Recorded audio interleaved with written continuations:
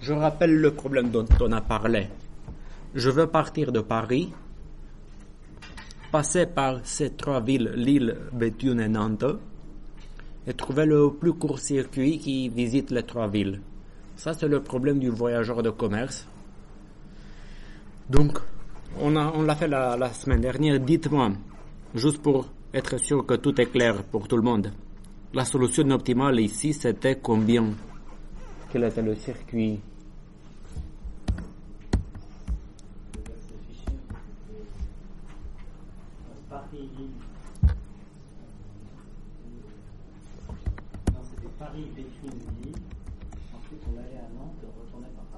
Donc, si je fais Paris, Béthune, Lille, Nantes, Paris, je paye 2 plus 1, 3 plus 7, 10 plus 100, 15. C'était la solution optimale. Si je m'amuse à faire Paris, Lille, Nantes, Paris, je paye 5 plus 6, 11 plus 5, 15. Là, c'est très très facile parce qu'on a 4 villes. Quelles sont les étapes pour résoudre un problème de cette nature par un programme codé en Julia, en Python ou tout ce que vous voulez? Donc, je veux bien être clair qu'on a 3 étapes au niveau du TP noté. Je veux bien voir les 3 étapes. D'abord, on va décrire le problème en langage informatique. Ça veut dire, je veux bien définir les variables, les tableaux, les matrices. On va plus parler de Paris, Lille, on va plus parler de ville et de voyageurs de commerce, mais on va parler en langage purement informatique avec des tableaux, des indices, ok, et des matrices de distance. Ensuite, vous décrivez le pseudocode, un algorithme théorique sur papier. Ça va être une recherche locale peut-être. Après, on va voir. Il y a plusieurs versions de recherche locale, ce que je disais tout à l'heure. On peut faire recueil simulé, recherche tabou, ou tout simplement un algo encore plus simple, au moins le plus élémentaire. Et après, on doit le programmer, ce pseudocode. Soit Julia, soit Python. Vous me dites que vous voulez découvrir Julia. Julia, c'est une bonne idée. Parce que c'est très facile de toute façon de passer de Julia à MATLAB à Python pour ce type de programme. N'hésitez pas à m'interrompre. Donc, c'est ça les 3 étapes. J'espère que vous fixez bien ça. Donc, pour le TP noté, par exemple, si vous ne faites pas la dernière étape, vous pouvez tout faire sur papier. Mais je vous invite à venir avec vos machines et essayer d'aller jusqu'au bout. Et si vous n'allez pas jusqu'au bout, vous allez perdre quelques points. Mais ce n'est pas non plus la catastrophe. Si vous pouvez dérouler le pseudocode rien que sur papier, c'est déjà bien. Donc, pour la première étape, on va coder nos villes par des chiffres. Par exemple, 1 c'est Lille, 2 c'est Paris, peu importe. L'ensemble de villes, je les appelle 1, 2, 3, 4 jusqu'à N.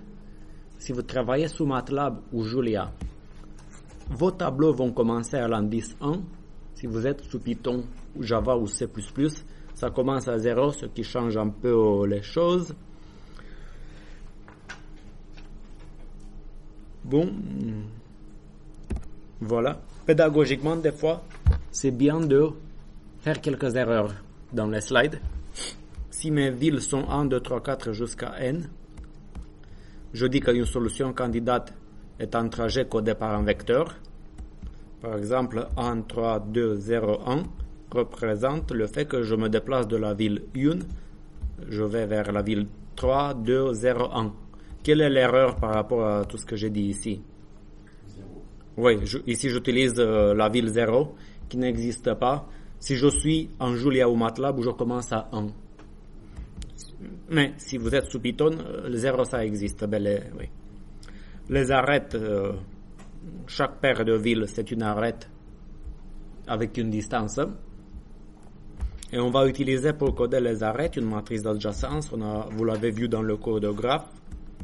Et si vous écrivez D12 en pseudocode, c'est la distance entre la ville 1 et la ville 2. Je ne sais pas si je parle un peu trop vite, mais je suppose que ça c'est le point de départ. On l'a déjà abordé un peu la semaine dernière, c'est bon. Ok, et voici alors le premier pseudocode. Pour résoudre par une recherche locale, c'est la plus basique recherche locale. Plus tard, on va voir pourquoi on a besoin de l'améliorer. Je peux démarrer d'une solution candidate initiale, par exemple 1, 2, 3, 4, 1, si j'ai 4 villes. Je vais évaluer S avec une fonction d'évaluation qui fait la somme des distances. Ici, je calcule pour évaluer combien ça me coûte de faire 1, 2, plus 2, plus 2, ok, 3, 4, plus 4, 1. Après, là, c'est une transformation de recherche locale, le point 3. On inverse deux villes pour améliorer cette somme de distance. Et si une amélioration est possible, on va revenir à l'étape 2. Ça, c'est vraiment la recherche locale la plus simple, la première à inventer. Des questions, des remarques. On l'appelle aussi descente pure, parce que je fais que descendre à cette étape, à chaque étape, mais je fais rien de plus intelligent. Si je minimise, c'est une descente pure. Si je maximise, on l'appelle hill climbing. Je prononce le H en anglais, parce que c'est pareil. Hill climbing, je monte. Et voilà, disons que je veux simuler le pseudocode précédent sur cet exemple-là. Ok, donc, Béthune, c'est ville 1, 2, 3, 4. J'essaie d'une certaine manière d'oublier un peu la carte.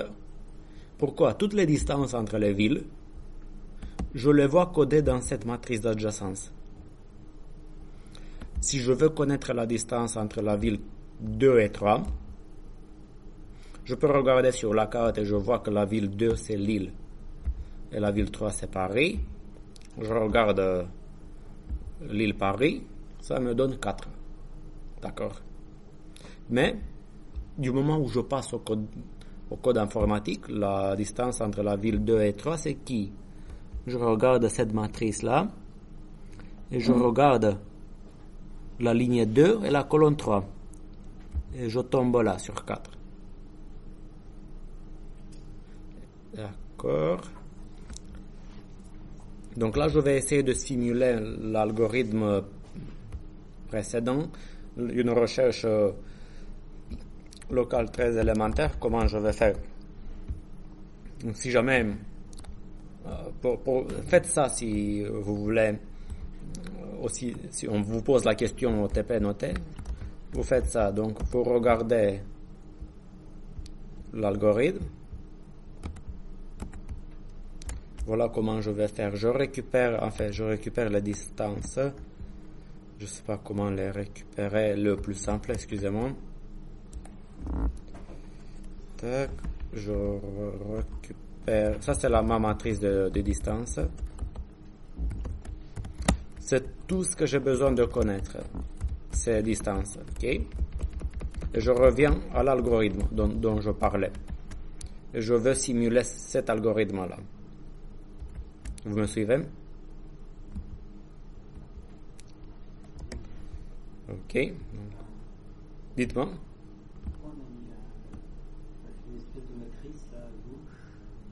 Donc là, c'est la matrice avec les distances entre les villes.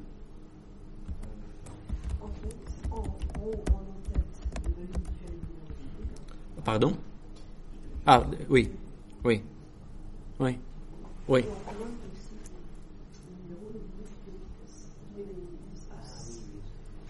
Donc.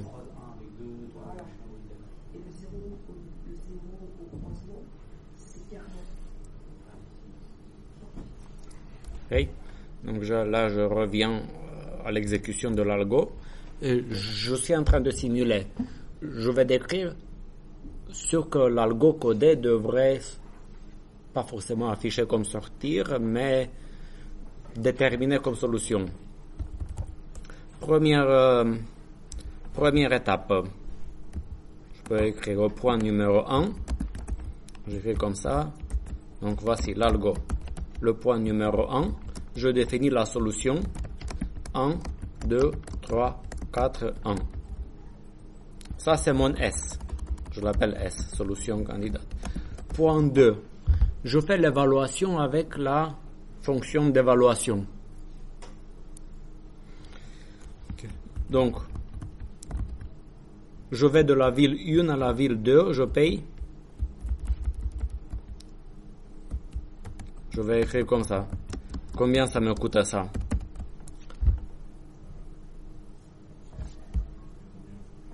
C'est 1. Et donc là, si vous voulez, je peux l'écrire comme ça. Ça, c'est les indices. 1, 2, 3, 4. Ça peut être un peu plus clair. On les voit comme ça. Et là, je mets les indices sur les colonnes.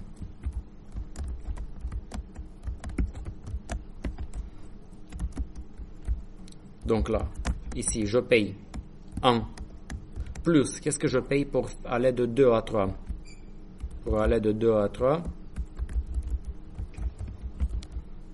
vous allez colonne 2, ligne 3. Donc ça me coûte 4. Pour aller de 3 à 4, c'est ça. Vous voyez? Ligne 3, colonne 4. Ça me coûte 5. Et pour aller de 4 à 1, je suis là. Si vous voulez, la matrice est symétrique. Ligne 4, colonne 1. Donc ça, c'est l'évaluation. Je peux dire que f de s est égal à ça, qui me donne 16. Des questions, des remarques?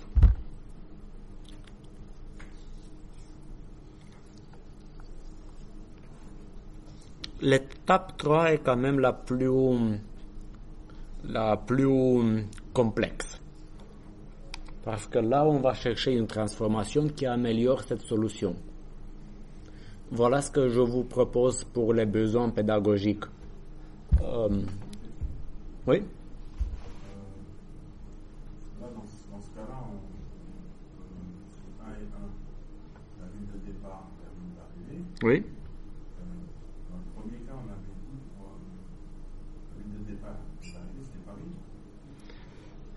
Oui, mais ça revient au même. Ou bien il faut que ça passe, ça sort de Paris, ça part de Paris, ça revient vers Paris. Oui, mais du moment où vous avez un circuit, la longueur est la même que vous considérez que le circuit... Là, c'est des tubes. Oui, mais c'est pareil parce que si... Pourquoi? Si vous faites un circuit, par exemple, Lille, je vous donne un exemple, Paris, qu'est-ce que j'avais? Nantes, Béthune, j'écris B, L. Si vous faites ce circuit-là, dans le codage informatique, vous pouvez considérer que vous partez de Lille et vous revenez à Lille. Mais ça vous coûte tout ça. Et vous pouvez considérer que vous partez de Paris et vous revenez à Paris, c'est le même coût. Parce qu'on paye chaque arête. On paye les flèches. Et c'est les mêmes flèches. Après, à l'étape 3, dans le code qu'on a fait à la fin de la séance dernière, j'ai considéré chaque paire de villes. Dans la solution à échanger, vous vous rappelez? J'ai pas trop le temps de faire ça. Pourquoi? J'ai trop de combinaisons possibles. Et pour 4 villes, ça va encore, mais je vais faire évoluer ça. Je vais me permettre de faire échanger que 2 villes consécutives. Vous voyez ce que je veux dire?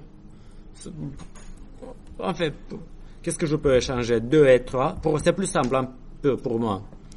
Si je fixe 1, je peux que échanger 2 avec 3 et 3 avec 4. Donc, il y a 2 choix de villes consécutives à inverser. Et ici, j'ai le choix A. Comment dire? Oui, A. Échanger 2 et 3. Et B. échanger 3 et 4, d'accord? J'essaie d'aller un peu plus vite, mais dites-moi si je vais trop vite. Pourquoi je ne peux pas échanger 1 et 2? J'ai dit que je fixe la ville de départ. Si je change 2 et 3, changer 2 et 3, ça me donne la solution. Je change 2 et 3. Ça me donne 3, 2. Je viens de les échanger. Et je vais écrire comme ça. Je calcule la fonction objectif de ça. Et ça me donne quoi? Distance entre 1 et 3. 1 et 3, c'est là, c'est 2. Vous suivez ma souris? Ça me donne 2. Plus 3 et 2. 4. Corrigez-moi si jamais. Je ne suis pas un robot qui ne fait pas de faute. Mais après 2, 4, c'est pas ça. 2, 4, 7. Et 4, 1. 6. Donc, d'après ce que j'ai comme intuition, c'est encore pire. Ça fait 19, merci. Donc, chercher 2 villes inversées pour améliorer la somme. Je n'ai pas pu améliorer grâce à l'échange de 2 et 3. J'essaie de changer 3 avec 4. Je vais écrire F2, 1, 2, 4, 3, 1. Ok, et là je calcule. Distance de 1 à 2, c'est 2, comme tout à l'heure. 2, 4. C'est ça? Je me trompe? 2,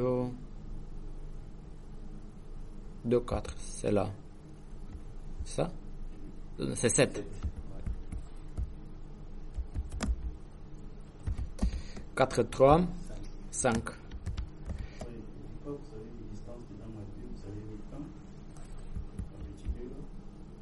Excusez-moi, oui. De 1 à 2, c'est 1. Merci beaucoup.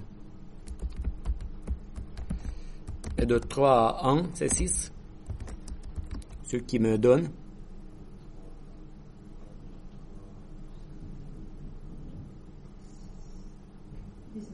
19 aussi. Ok. Là, je suis dans cette situation que j'ai essayé de décrire tout à l'heure. Je pars d'une solution. J'essaie de l'améliorer. Et si la seule chose que je me permets de changer, c'est des villes consécutives, grâce à cette transformation, je ne peux pas faire mieux. Donc, vous voyez, je ne peux pas améliorer cette solution grâce, j'appelle ça le voisinage. Si le voisinage d'une solution consiste à échanger que 2 villes consécutives, je suis bloqué dès le départ.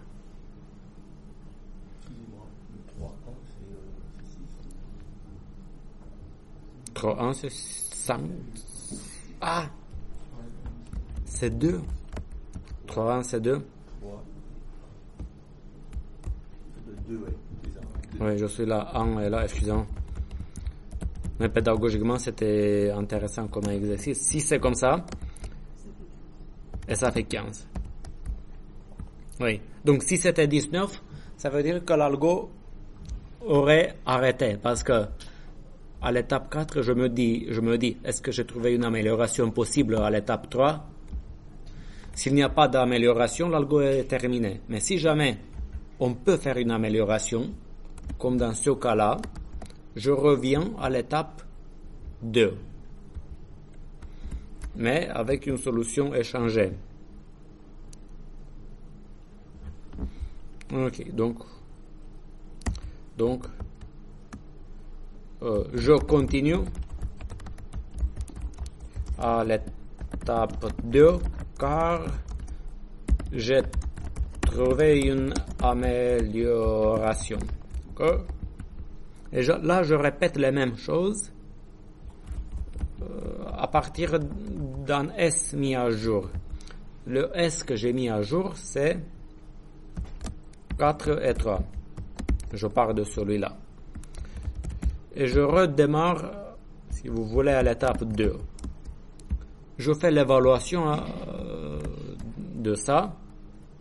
Et j'écris f de s égale, c'est le même calcul qu'on a déjà vu, 1, 2, c'est 1, plus 2, 4, 7, plus 4, 3, 5, plus 3, 1, 2, c'était 15, d'accord?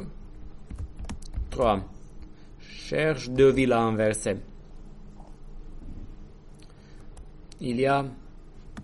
J'ai deux transformations possibles. La première, c'est est-ce que je change 2 et 4. Échanger 2 et 4. Ok. Si vous voulez les deux premières villes dans ma chose, ça me mène à S égale 1, 4, 2, 3, 1. Et f de S, ça va me donner de 1 à 4. Si corrigez. 6 plus 4, 2, 7.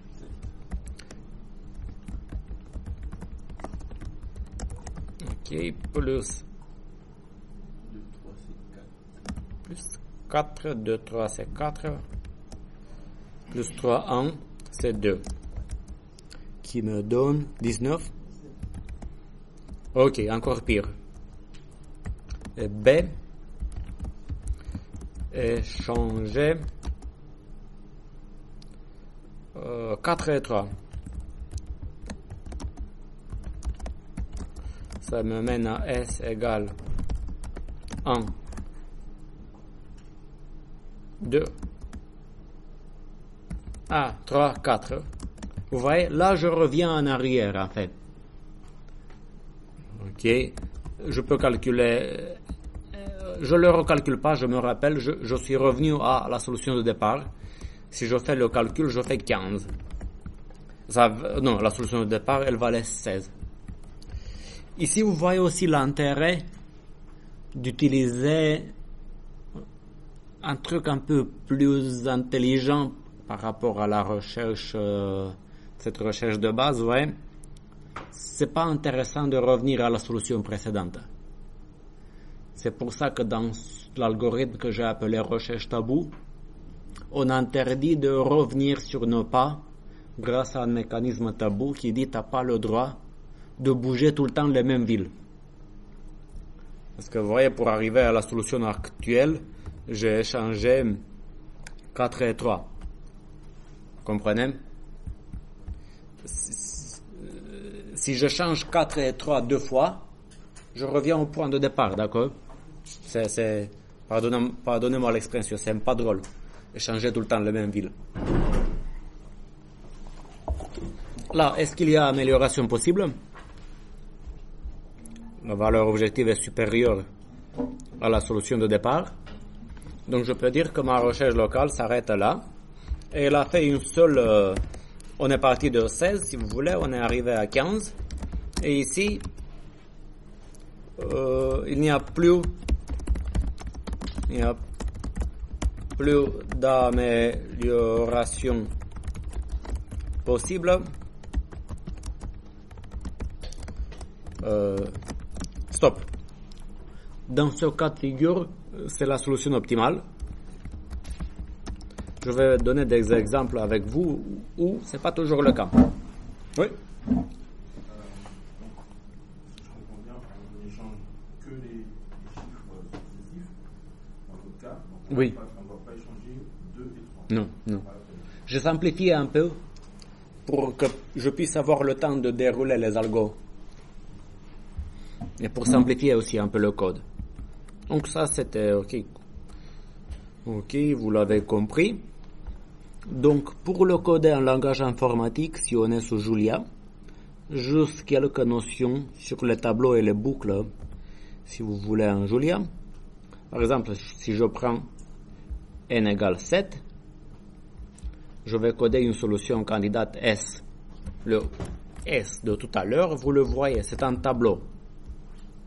Mais la taille du tableau Par exemple, si j'ai n égale 7 villes, quelle est la taille du tableau?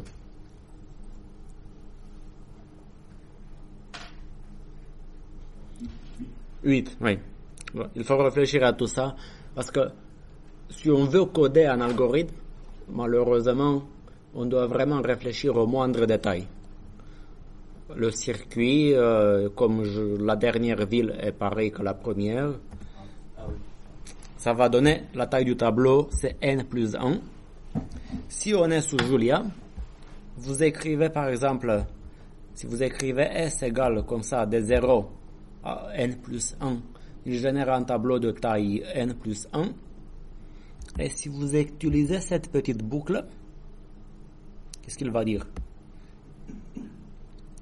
S'il te plaît, part de la... oui. À la case, la case I, mettez la valeur I. Donc à la case 1, j'aurai la valeur 1. À la case 2, je vais avoir la valeur 2. À la case N, je vais avoir la valeur N. Donc ça me donne 1, 2, 3, 4 jusqu'à N. Et pourquoi je mets Sn plus 1 égale 1?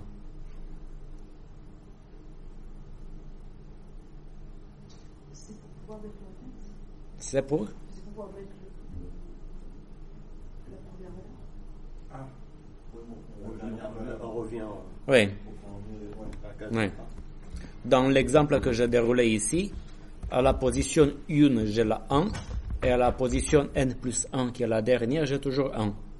Je touche jamais à S de 1 ou à S de n plus 1. C'est l'extrémité. Je touche jamais aux extrémités des tableaux. Et si vous voulez générer, oui? Si je comprends bien, S de 0, n plus 1, ça va créer un tableau avec des zéros. Ça, oui. Ça va faire un tableau de 0. Est-ce qu'il existe, par exemple, si c'était 1, est-ce qu'il y a 1, n? Oui. Oui. Oui. Pour faire une matrice. Oui, avec Julia et aussi avec Python, vous pouvez le démarrer dans une console. Et ici, si j'écris 0, c'est comme ça qu'il l'affiche. Voilà, il a intégré le fait qu'il y a 5 0. Et en fait, je ne suis pas une encyclopédie. ChatGPT pourra nous dire, mais d'après mes intuitions, si j'écris 1S, oui. Après, il y a d'innombrables fonctions, méthodes, routines Julia pour faire toutes sortes de choses. Je ne vais pas vous dire que je les connais toutes par cœur, mais ça existe. C'est qu'une question d'information précise. C'est ChatGPT qui est plus efficace que moi. Mais c'est un peu plus facile, certaines choses sont un peu plus faciles. Si je veux une matrice de distance avec des valeurs aléatoires de 1 à 9, sous Julia, vous écrivez ça. Et ça va me générer une matrice de taille 4x4 avec des valeurs aléatoires de 1 à 9. Alors que sous Python, bon, c'est du détail, c'est légèrement plus dur. C'est un peu plus dur. Peut-être avec NumPy, c'est plus simple. Bon, c'est un truc très très élémentaire. Mais le langage Julia a tout fait pour simplifier. Je peux écrire, voilà, rand de 1 à 9, 4,4. Voilà, il m'a généré une matrice comme ça. Ça me plaît. Très très vite quand même. Matrice aléatoire. Pour qu'on puisse tester notre code sur des matrices aléatoires. C'est quand même, à vrai dire, c'est un langage très très très très pratique. Ils ont tout fait pour que l'utilisateur ait le minimum de travail nécessaire à faire pour s'y mettre. Si vous écrivez A égale ça, il le met dans une variable A. Vous tapez A, vous avez la variable. Si vous tapez A prime, vous savez ce que c'est le sample code, qu'est-ce qu'il a fait quand j'appelle A prime? Il a transposé. À quoi ça me sert? Ça me sert, c'est sympa de générer une matrice symétrique parce que je vais travailler avec vous qu'avec des matrices symétriques. Matrice symétrique, ça veut dire quoi? Ce que je paye pour aller de Lille à Paris, je paye pour aller de Paris à Lille. Je ne me complique pas avec des matrices non symétriques. Okay, disons que je parle de kilomètres. Et si vous faites A plus A', bon, quelques détails de maths, vous obtenez une matrice symétrique.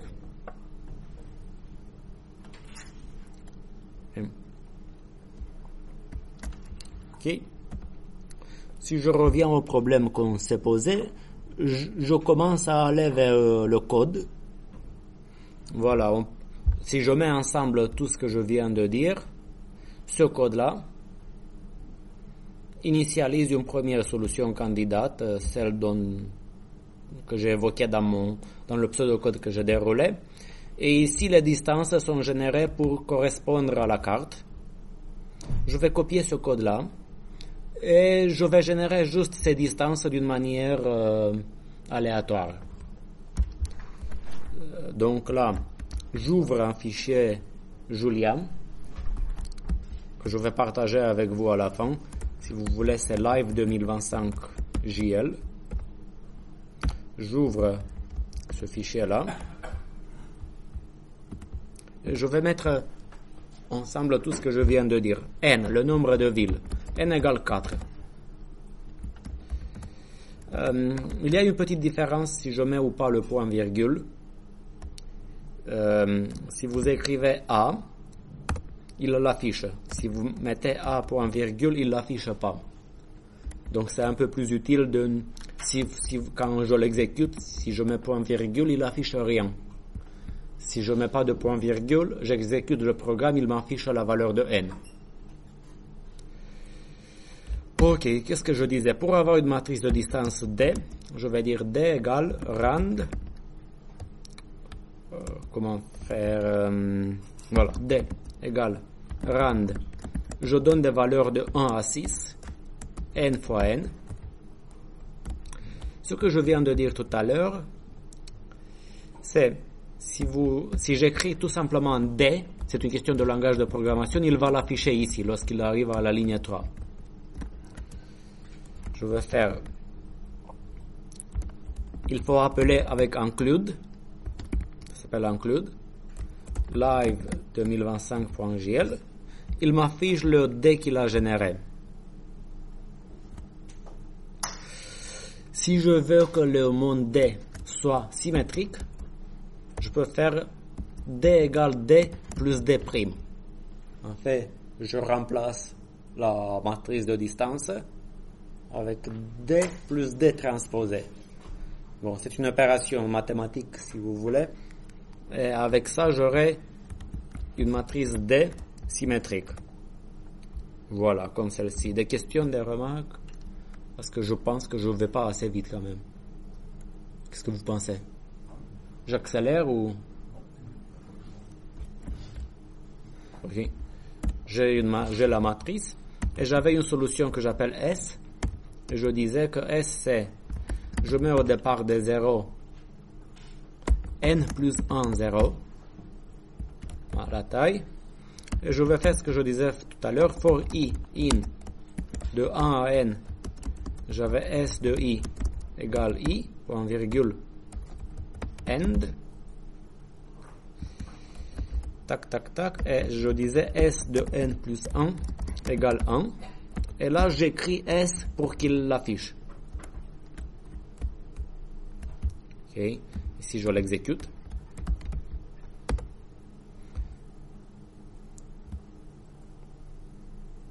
Ok, ce qui me gêne un peu, c'est que c'est quand même des nombres flottants. Je vais vous dire en toute humilité que je ne maîtrise pas par cœur ça. Mais de mémoire, je pense qu'on peut quelque part lui donner le type de données. Quand je mets 0 de 3, je ne me rappelle plus exactement comment ça s'écrit. Peut-être l'inverse. Voilà. Si j'écris un int devant, il va considérer ce genre de questions. Si jamais vous vous rappelez pas, vous demandez à ChatGPT comment faire un Julia en tableau de n cases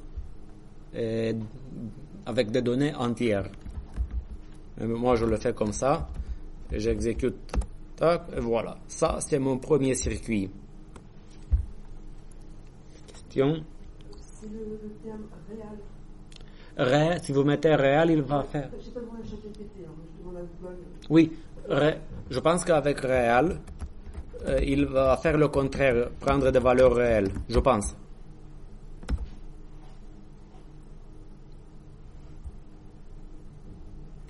Réel, ça marche aussi. Ok, bon, je dois avouer que je vois pas. Donc ici, de toute façon, ici, je le vois comme un entier. Oui, je vous crois parce que je viens de le taper. Je pense que c'est plutôt ça. Oui, moi j'ai mis INT. Voilà, c'est Oui. Oui. Vous voyez, il est capable, Julia, de prendre des INT sur 64 bits. Si vous mettez 64, c'est des entiers sur... Bon, ça c'est vraiment des détails d'implémentation. Vous pouvez des entiers sur 64 bits, 32 bits, même 16 peut-être, ouais. Mais bon, le nombre, plus on a de bits, plus on peut avoir des valeurs à stocker. Si je mets un int sur 8 bits, ça va de 0 à 2 puissance 8. Ça veut dire la plage de valeur qu'il est capable de stocker sur 8 bits. C'est une plage de valeur de 256. Il a mis 64 en fait. Par défaut, oui. Parce que j'ai un ordinateur à 64 bits. Je pense que c'est pour ça. Si vous étiez peut-être sur une machine... c'est une question d'architecture de machine. Il y a des machines sur 32 bits au niveau du matériel. Oui, je suis sur Linux, mais disons le matériel, le processeur, si vous voulez, c'est un processeur sur 64 bits. Je pense qu'aujourd'hui, les processeurs à 32 bits sont de plus en plus rares sur le marché. Mais si vous avez une machine plus vieille, après... Bon, ça c'est des problématiques qu'on peut se poser si jamais on a des questions de mémoire à gérer. Si on a des problèmes de taille gigantesque, vous comprenez, un entier stocké comme par défaut sur 64 bits, il prend 8 fois plus de place qu'un entier stocké sur 8 bits.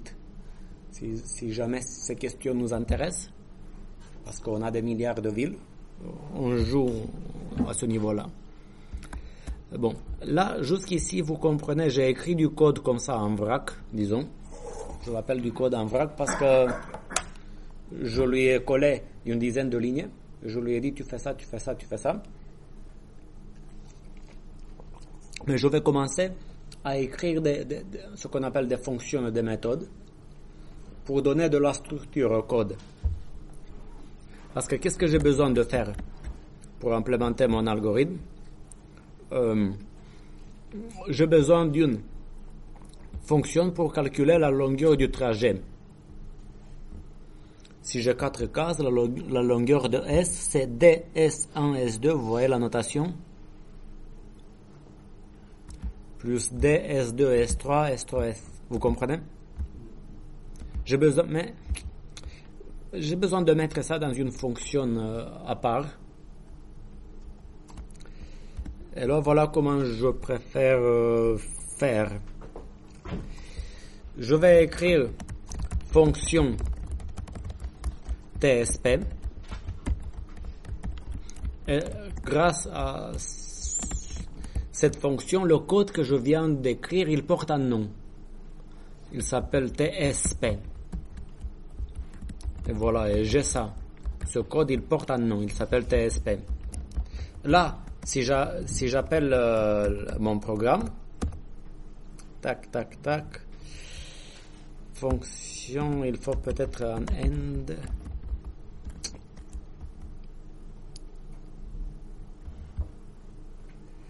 Tac, tac.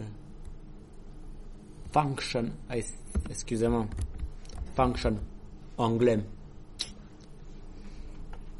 Que ça nous plaise ou pas, je ne sais pas s'il y a encore, si ça existe des langages de programmation disons, configuré pour changer de langue. Là, il a juste compris qu'il existe une fonction qui s'appelle TSP. Ça veut dire le code que j'ai donné, que je viens d'écrire, je lui ai donné un nom. Je l'appelle TSP pour Traveling Salesman Problem. Ok, ce nom s'est imposé même dans la littérature française. Vous parlez de TSP, tout le monde comprend. Mais je l'appelle pas. Et après, je peux appeler TSP. Bon, je l'appelle, mais ça affiche rien. Okay. Je veux après une fonction qui va évaluer une solution.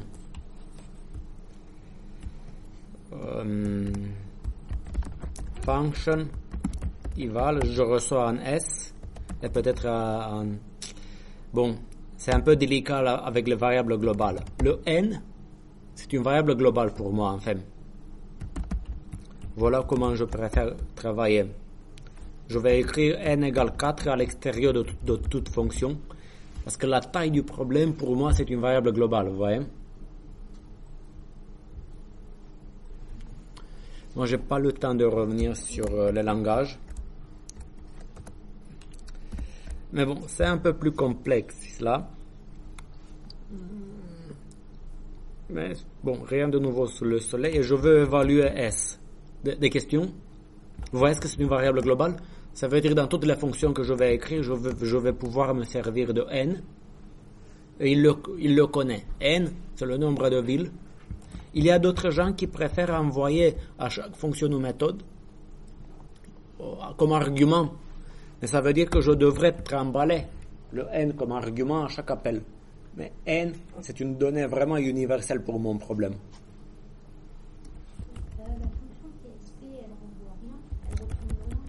Elle devrait retourner une valeur objective.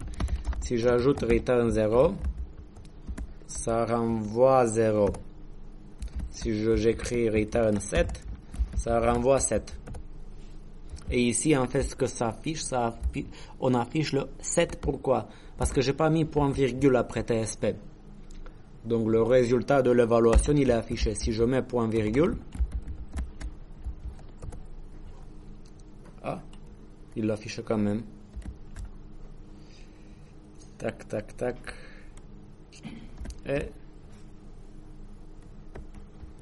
bon, ça ne me gêne pas.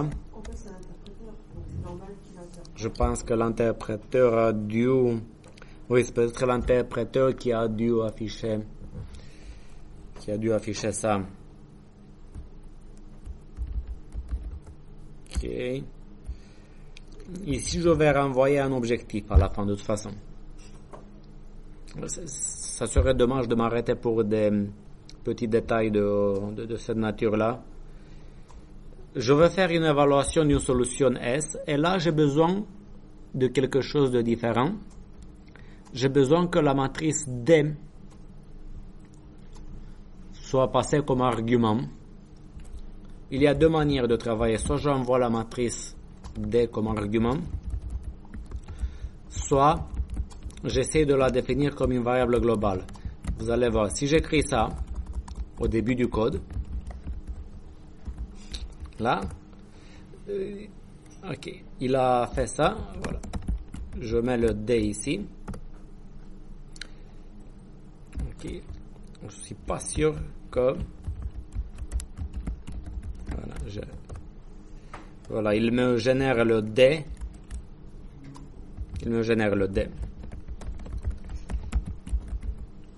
Donc comme ça, D c'est une variable globale. Ok, mais si vous voulez, j'aime pas trop écrire comme ça. Vous savez pourquoi? Qu'est-ce que vous pensez de ce bloc de code?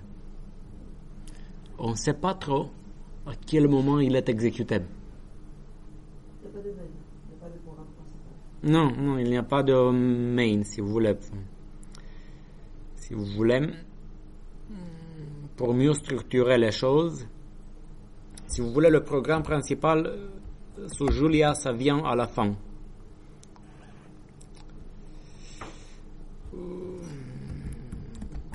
Voilà, je peux aussi, si j'écris ça ici, ok, qu'est-ce que ça me donne? Il est même pas clair qu'il exécute. Oui, par exemple, juste pour voir, si j'écris un print ici, il l'a exécuté. Vous voyez? Oui, un peu comme sous GLPK à la fin. On peut le voir comme ça. Disons que ici j'ai le programme. J'aime pas trop cette manière de faire, mais disons que ici c'est le programme principal. C'est pas une manière de travailler très très réglo parce que c'est vraiment pas clair. Mais disons que c'est ça. Après, on va voir ce que ça donne. J'essaie de simplifier au maximum. Mais c'est pas... Je peux aussi l'exécuter ici. On va voir ce que ça donne parce qu'il aura un peu de mal avec les variables globales. Jusqu'ici, au niveau algorithmique, ça doit être clair. Mais vous voyez, dès qu'on commence l'implémentation, il y a des petits détails. Là, disons que je veux faire évaluer un S. Je fais for. Qu'est-ce que je dois faire? Mon S, il a n plus 1 case, n plus une case. Ok. Je vais avoir une distance qui est égale à 0. Et je vais devoir simuler un peu, par exemple, ce calcul. Ça veut dire, je calcule la distance entre S1 et S2, entre 2 et 3, 3 et 4, et 4 et 5. Vous voyez qu'on a n distance à additionner. Et je fais un peu plus vite. Qu'est-ce que je vais dire? For i in. C'est comme ça que je fais une boucle for de 1 à n. Et je vais dire la distance est égale la distance plus s de... Non.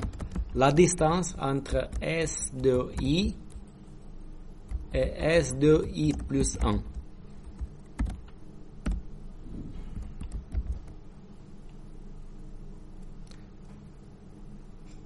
Vous voyez cette expression? SI, c'est la distance, c'est la ville à la case I. SI plus 1, c'est la case d'après. Et il fait la distance entre les deux. Je vous dois dire en toute humilité, moi je le dis parce que je connais pas tout par cœur dans tous les langages qui existent. Dans certains langages, si je veux récupérer une case du tableau, on écrit comme ça. Voilà, ça marche. Sous Python, je pense qu'on l'a vu même la semaine dernière, on doit l'écrire comme ça pour trouver une case. Comprenez? Mais là, il ne comprend pas. Et sous MATLAB, il faut écrire comme ça. Là, c'est pas ça qui change la difficulté du problème. Ok, on a ça. Et return dist. Et ça va renvoyer la distance.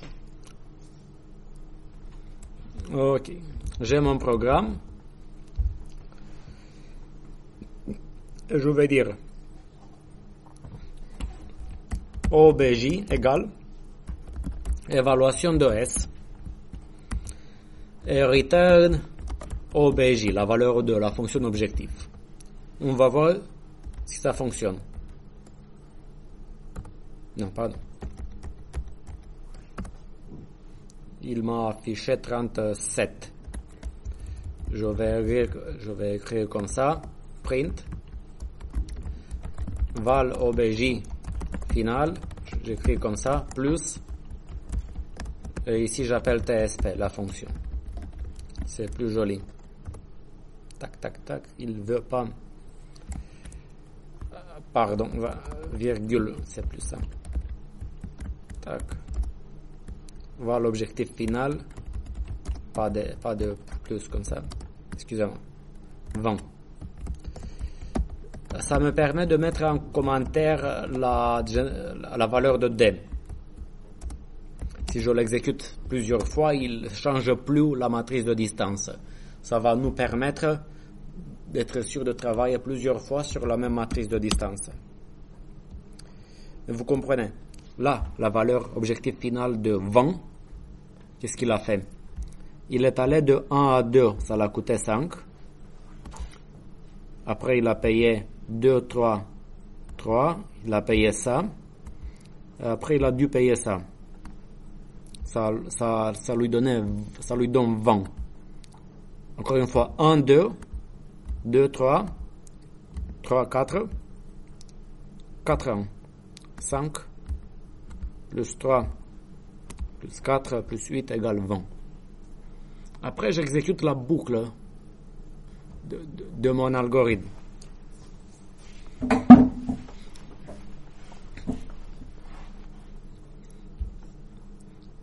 Ok, la boucle de mon algorithme. Voilà comment je préfère l'exécuter. Je donne un nombre d'itérations que je me fixe par défaut. Parce que cet algorithme, il pourrait tourner éternellement si je lui donne une grosse matrice. Je vais dire max iter égale, pour faire simple au début, 15. Ça veut dire qu'il ne fait jamais plus de 15 itérations. Et je vais dire for, par exemple, i iter plus pour indiquer une itération, in 1 max iter, end. Ici, je vais écrire ma boucle principale. Ok. Qu'est-ce que je dois faire ici? Je prends la solution de départ, S, et j'ai la possibilité d'échanger des permutations. Après, bon, petit détail d'implémentation, c'est décrit dans les slides plus tard, si vous voulez, parce que si vous allez dans ces slides que je déposais en ligne, où je fais les redéposer, voilà, vous avez cette fonction que je viens d'écrire, décrite dans les slides. Je vais partager ça avec vous.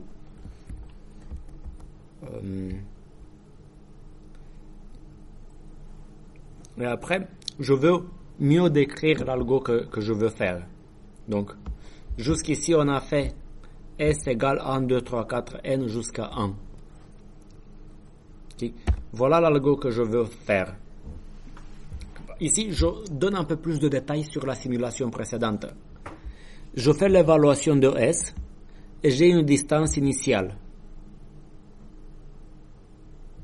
Vous me suivez? Au lieu de me lancer dans le code, je préfère décrire comme ça. Qu'est-ce que ça fait la boucle principale de l'algo que je veux implémenter? Donc, il y a plus de détails là. Voilà, comment je veux tourner les choses. Tout est là. Essayez de suivre mon pseudocode. La nouvelle distance, c'est une distance que je veux améliorer. Qu'est-ce que vous pensez? C'est la distance initiale. Pour chaque paire de villes, I et J, je vais simplifier. Moi, je vais toujours prendre J égale I plus 1. Qu'est-ce qu'on va faire?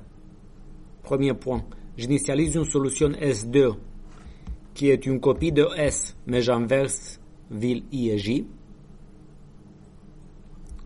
Si l'évaluation de S2, qu'est-ce que je veux dire inférieur à la nouvelle distance? La nouvelle distance est là. C'est la distance de départ. Si jamais j'améliore, alors on remplace la solution. La nouvelle distance prend la valeur de la nouvelle évaluation.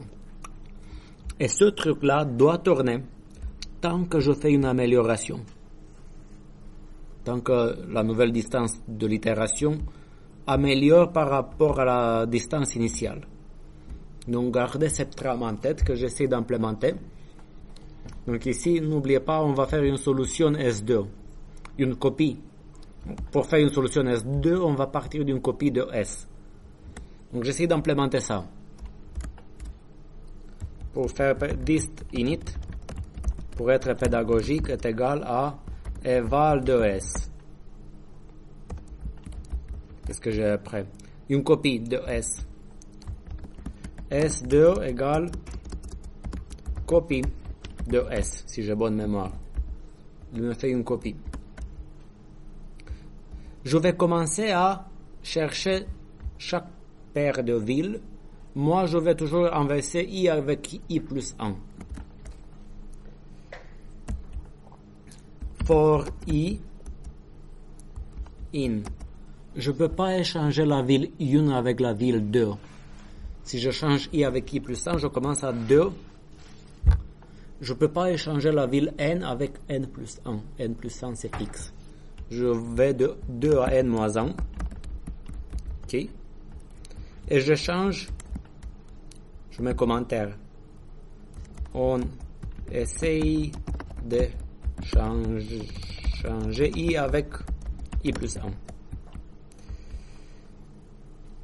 Voilà, je me suis un peu trompé. La copie, je la fais à l'intérieur de l'itération. S2. D'abord, je copie S. Et je dis tout simplement S2 de I est égal à S de I. Et I plus 1. Donc, je change I avec I plus 1. Et S2 de I plus 1 égale S de I. Ah, pardon, excusez-moi. Qu'est-ce que j'ai? D'accord? Donc comme ça, j'échange I avec I plus 1.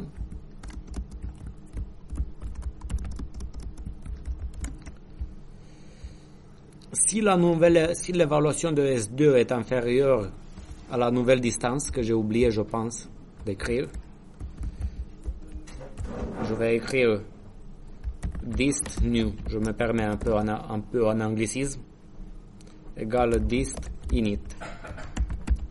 Ici, if dist new inférieur à dist init, non, pas dist new, if eval de S2 est inférieur à dist init, dist tac, ok, dist non, oui. Là, vous voyez, si je suis un peu perdu, je suis le pseudocode à la lettre. Vous l'avez ici. Si l'évaluation de S2 est inférieure à dist new, parce que c'est la nouvelle distance qui doit être de plus en plus petite, alors dist new égale eval de S2 et nouvelle distance et S égale S. Et là, je remplace S avec S2.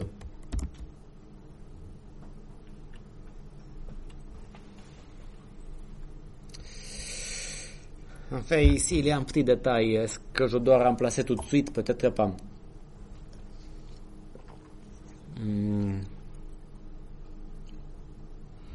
Pour être plus pédagogique, je vais appeler dist new et S new, la nouvelle solution. S new au départ, c'est S. Et ici, je préfère dire S new égale S2.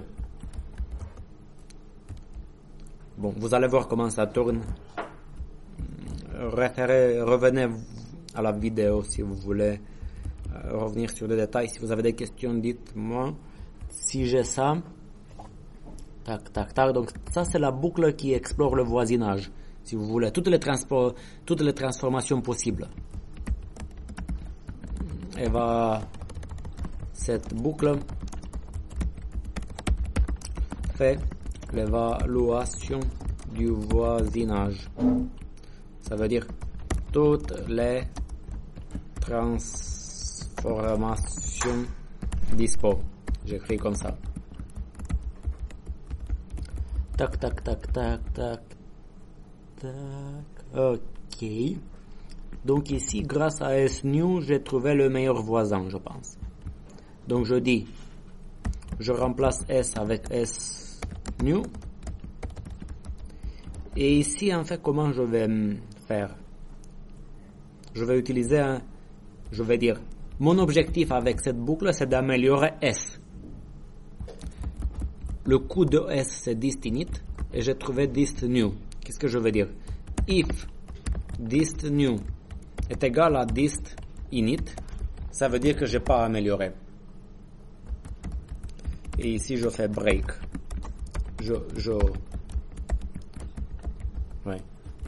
J'écris un println. Ici je suis dans ce qu'on appelle un minimum local. Minimum local trouvé. Stop. Bon. Désolé si j'étais un peu confus dans les explications. J'espère que vous me suivez. Lorsqu'on va exécuter ça, je pense que ça va être un peu plus clair.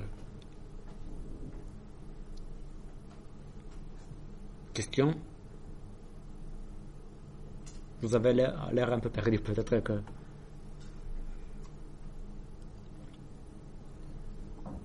C'est pas clair comment j'ai expliqué. Si on fait sur Julia, il faudrait créer un fichier comme ça, extension.js. Oui. Et après, c'est la commande, ça se fait. Julia est le nom du fichier. Si vous l'exécutez depuis l'extérieur, c'est plus simple comme ça. Moi, je l'exécute ici avec Julia, comme ça. Erreur, pas de problème. Il nous dit qu'à la ligne 4, il ne trouve pas le D. Oui, c'est normal parce que, vous voyez, le D ici, je l'ai enlevé. Mais bon, je préfère... Mais si... Quelle est l'astuce? Si je l'exécute ici dans l'interpréteur Julia, où je l'exécute grâce à include, il va retenir le D qu'il avait généré précédemment. Et pour tester, c'est un peu mieux parce que le D reste toujours le même. Sinon, à chaque fois, il le régénère. Donc, laissez-moi pour tester. Je vais le tester ici. Ok, donc, il a fait des problèmes. Tant mieux. On va voir étape par étape. On va voir par étape. Donc voilà, je vais afficher ici print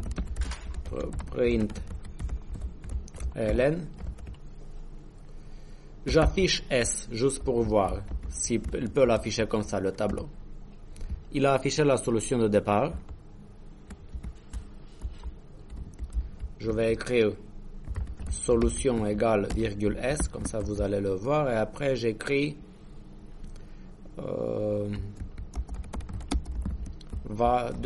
de valeur, vous comprenez, de coût, virgule OBJ.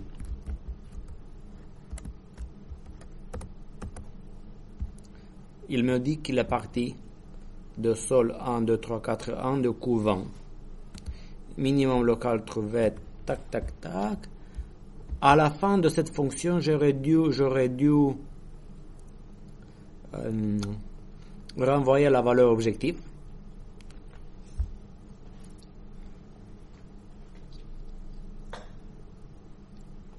Peut-être le plus simple, c'est de m'arrêter ici au lieu de break. Vous savez, si à la place de break, je fais return dist init, il va arrêter la fonction tout de suite avec la valeur qu'il a trouvée.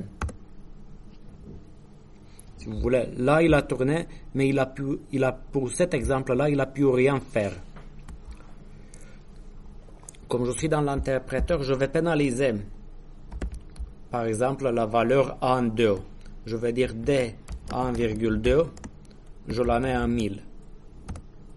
D de 2,1, j'utilise l'interpréteur, vous voyez. Ici, la mise à jour de D, elle est utilisée par le programme. Et j'exécute, et là on voit qu'il y a, je pense, un problème. Parce que il a trouvé cette solution de coût 1015. Pourquoi? Mon D, il oblige d'utiliser le 1000.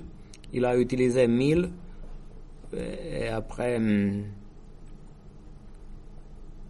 il a dû payer 3, plus 4, plus 8. Mais après, comme vous le voyez, il n'a pas réussi à l'améliorer. On va voir ce qui se passe.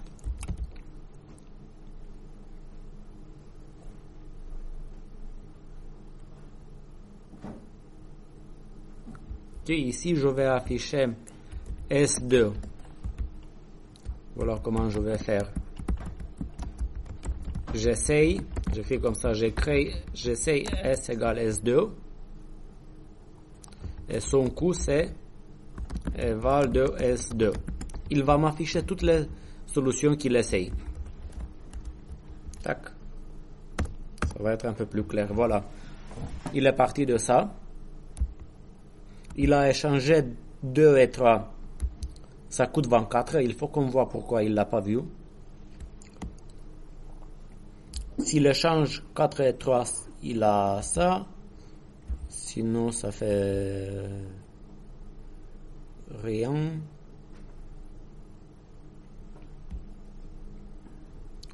Donc ici, il a échangé 2 avec 3. Oui, après, à une autre, après, il a essayé 4 avec 3. Non, qu'est-ce qu'il a fait ici? Corrigez-moi. 2 avec 3. Oui, et 4 avec 3.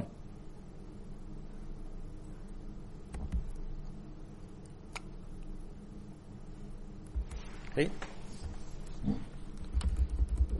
Ok.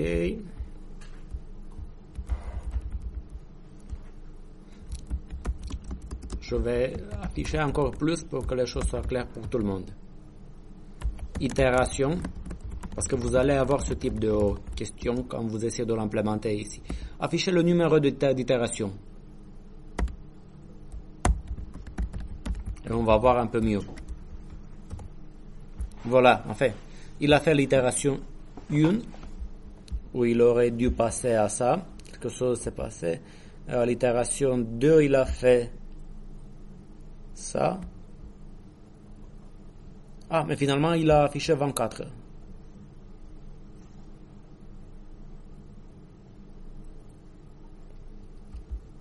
Donc, c'est cette solution. Donc, des questions? Parce que là, en fait, non. En fait, il a fait correctement. Comment faire?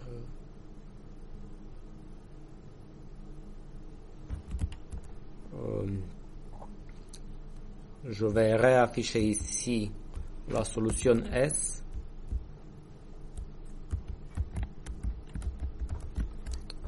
Ça peut être encore plus clair.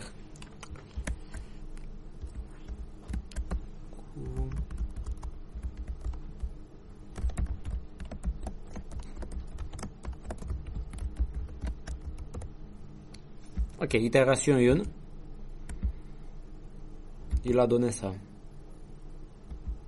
Il a, à la fin de l'itération 1, il a fini avec cette solution-là. Vous voyez ce que je veux dire? À la fin de l'itération 2, il est resté sur la même solution parce qu'il n'a pas pu l'améliorer. Ça veut dire qu'il est tombé dans un minimum local. Et il a dit stop. Est-ce que l'affichage est plus joli comme ça?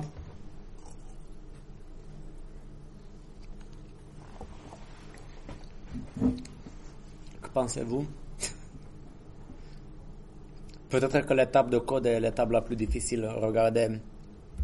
Donc la boucle principale, elle est là.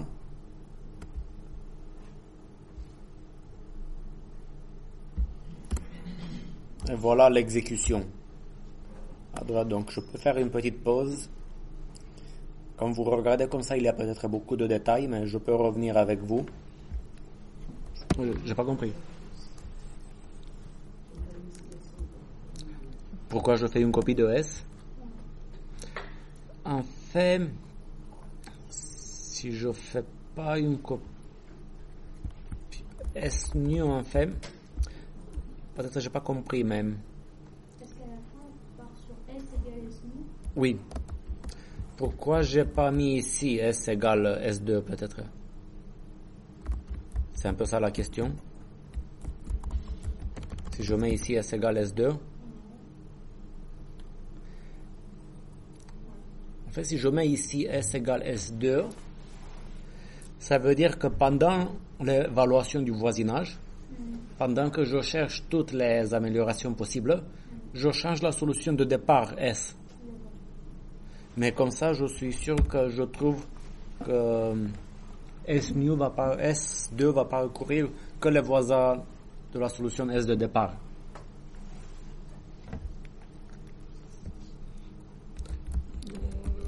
Je vous conseille de retenir la valeur objective optimale. Par exemple, vous écrivez best OBJ, comme ça, BST, ça veut dire best, la meilleure valeur objective connue. Et si jamais on a une amélioration de l'objectif, si vous pouvez aussi dire best OBJ égale dist new. Il y a du détail parce que si jamais il ne rentre pas dans un optimum local, à la fin de la fin, il doit renvoyer best OBJ.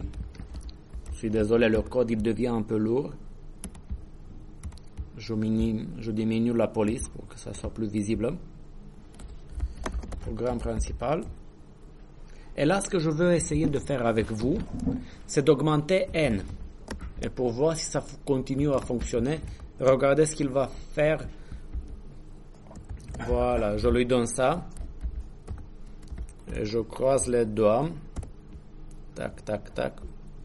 OBJ not defined. Regardez comment vous faites. J'ai oublié quelque chose à la numéro 15.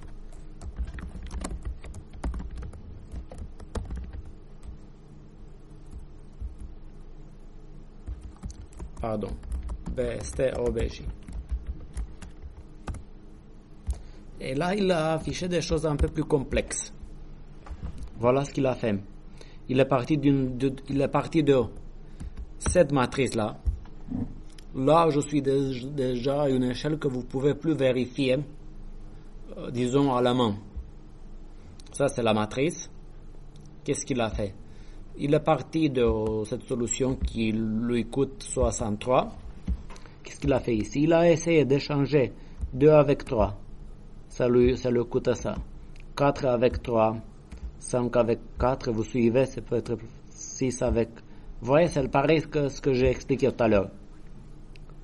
Et parmi toutes les transitions qu'il a essayées, il a récupéré, je pense, celle-là peut-être, qui lui coûte 67. Et il continue avec cette solution-là, où grosso modo il a échangé 6 avec 5. Il passe à la itération suivante. Ici, il essaye d'échanger 3 avec 2. Le même coup. Et il a réussi. Regardez, il a échangé 8 avec 9. Il a encore diminué. Il est arrivé à 65.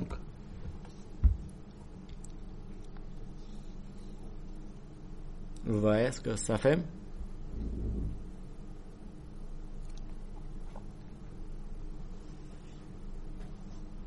Et voilà. Troisième itération. Il n'a pas pu améliorer. Et il s'est minimum local trouvé. Et il a dit stop. C'est un algo de recherche locale en exécution. Et j'ai aucune possibilité de savoir si c'est une solution optimale ou pas. Sauf si j'exécute un algo exact derrière. Bon, pour le besoin de la démonstration, qu'est-ce que se passe si je lui donne un truc gigantesque? Si je lui donne 1000, je dois faire attention à l'affichage déjà. Regardez ce que je vais faire. J'arrive plus à afficher chaque voisin. Et au lieu d'afficher chaque nouvelle solution complètement, j'affiche plus chaque solution parce que je ne peux pas afficher 1000 villes. Donc je fais comme ça et j'essaie de voir ce que ça me donne. Vous voyez ce qu'il a fait? Il est parti de ce coup-là. Il diminue. Et grosso modo, il est parti de 7000 quelques. Et il a diminué à 6000. Que pensez-vous?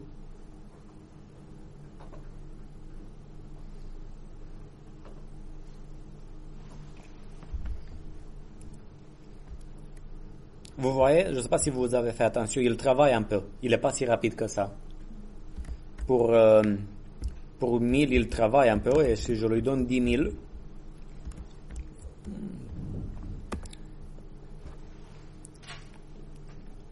une itération, il travaille.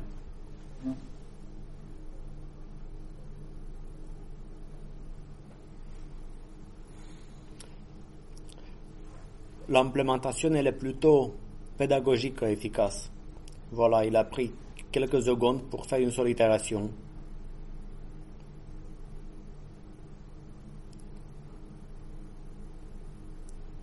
Là, il essaye de changer chaque 2 villes consécutives. Comprenez? Je peux faire un peu d'affichage ici. Voilà, je vais lui dire d'afficher les voisins. J'essaye. Tac.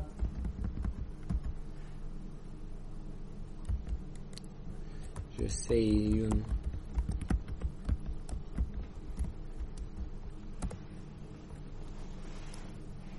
Là, c'est les voisins, vous voyez? Il y a 10 000 voisins, 10 000 transitions possibles à partir de la solution de départ. Donc là, vous commencez à comprendre pourquoi il n'est pas facile de trouver la solution optimale dans tel problème.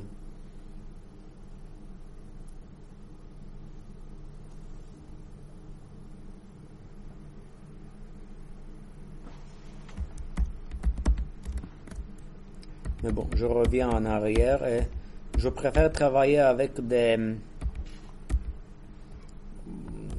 Voilà, 12, j'essaie avec 12 et j'affiche tout ce qu'il fait.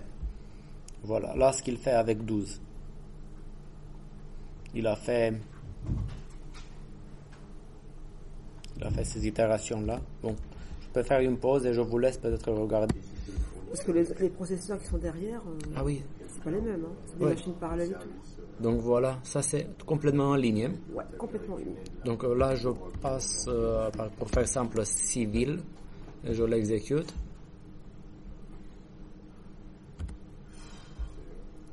Tac, tac, tac. Et voilà. Il faut voir le... Voilà, ici, l'exécution a été très rapide et tout est visible. Ouais. Donc il faut que je partage ça avec tout le monde. Ah, merci Ouais. beaucoup. Voilà. Ça leur permettra de pas installer. De ne pas installer Julia, et même pour le TP noté, ils peuvent le faire ici. Ce que j'ai essayé avec votre collègue, c'est de demander à Perplexity AI de traduire le code. Je lui ai donné le code de Julia et il l'a traduit en Python. Donc le code que vous avez vu tout à l'heure, voilà comment il l'a traduit en Python. Vous avez tout ça. Et à ma grande surprise, ça marche sans aucune erreur. Et Perplexity est meilleur que ChatGPT. Et pour le code, Perplexity est meilleur que ChatGPT. Et si ce type d'expérience vous intéresse, je peux aussi lui demander de traduire en MATLAB si vous voulez. Donc après, je lui demande, donc, can you translate the same Julia code in MATLAB?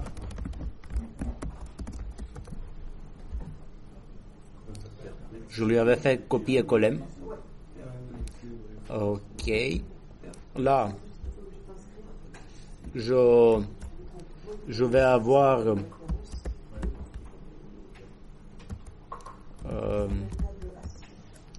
live 2025.m. En MATLAB, c'est .m. Je lui colle ici le truc. Ça, c'est le programme qu'il a généré en MATLAB. Et j'ouvre MATLAB ici. Ça, c'est mon MATLAB à moi. Le CNAM, il offre des licences MATLAB à tous les enseignants ou les auditeurs, si jamais vous avez besoin. Ah, merci. Je l'avais déjà en train d'exécuter. Bon, il n'est pas trop rapide pour démarrer, mais il va démarrer quand même.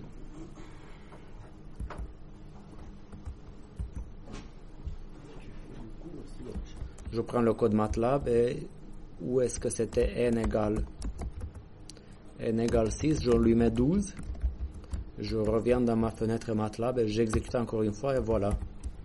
Ça a marché du premier coup le code MATLAB. Comme ça je vais le déposer en ligne. Et donc vous voyez, grâce à votre collègue, on a trouvé que Perplexity a traduit le code Julia en Python et MATLAB déjà. On a aussi trouvé un super éditeur en ligne. On a trouvé un super éditeur en ligne qui s'appelle, vous avez ici le nom, je vais l'afficher dans le code, je ferme ça, excusez-moi. Donc si vous voulez l'exécuter en ligne, je mets ici un commentaire. Donc c'est une sorte d'éditeur intégré, Julia. Oui, vous allez sur ce site-là. Ouais. Vous comprenez? Vous pouvez exécuter le programme ici. Rien à compiler. Donc comme ça, je l'écris pour je dépose ça en ligne. Comme ça, ceux qui téléchargent le programme peuvent aller directement sur le site, copier-coller. Et ça marche parce que ça m'a donné ça. C'est un peu moins joli parce que il faut un peu de pub, vous comprenez. La fenêtre d'affichage, la console, elle est quand même en bas à droite. Mais voilà, je peux essayer. Et bon, c'est un peu moins pratique. Ça met des erreurs si jamais il y a des trucs. Je crois pas. Là, il a fait 3 itérations. D'accord, ah oui, ça indique tout. C'est le même programme. C'est une sorte de GLPK online. Oui, en quelque sorte de GLPK online. Ouais, c'est ça. Julia. Oui. Marqué online, Julia d'ailleurs. Ça évite de devoir installer Julia peut-être. Oui.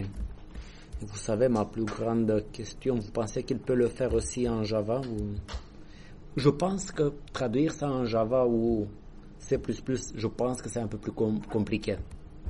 Si vous voulez, je peux demander. Can you translate it in Java as well? Votre collègue m'a dit de dire please pour qu'on soit gentil même avec les machines. Correct?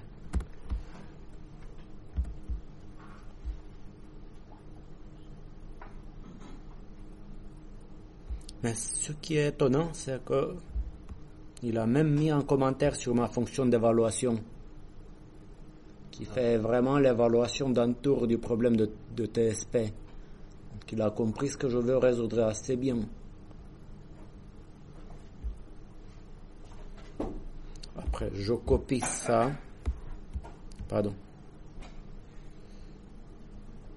Non, excusez-moi, c'est MATLAB, Java. Et pareil, pour Java, c'est facile de trouver même Java Online. Java Online. Par exemple. Juste pour voir si ça marche comme ça.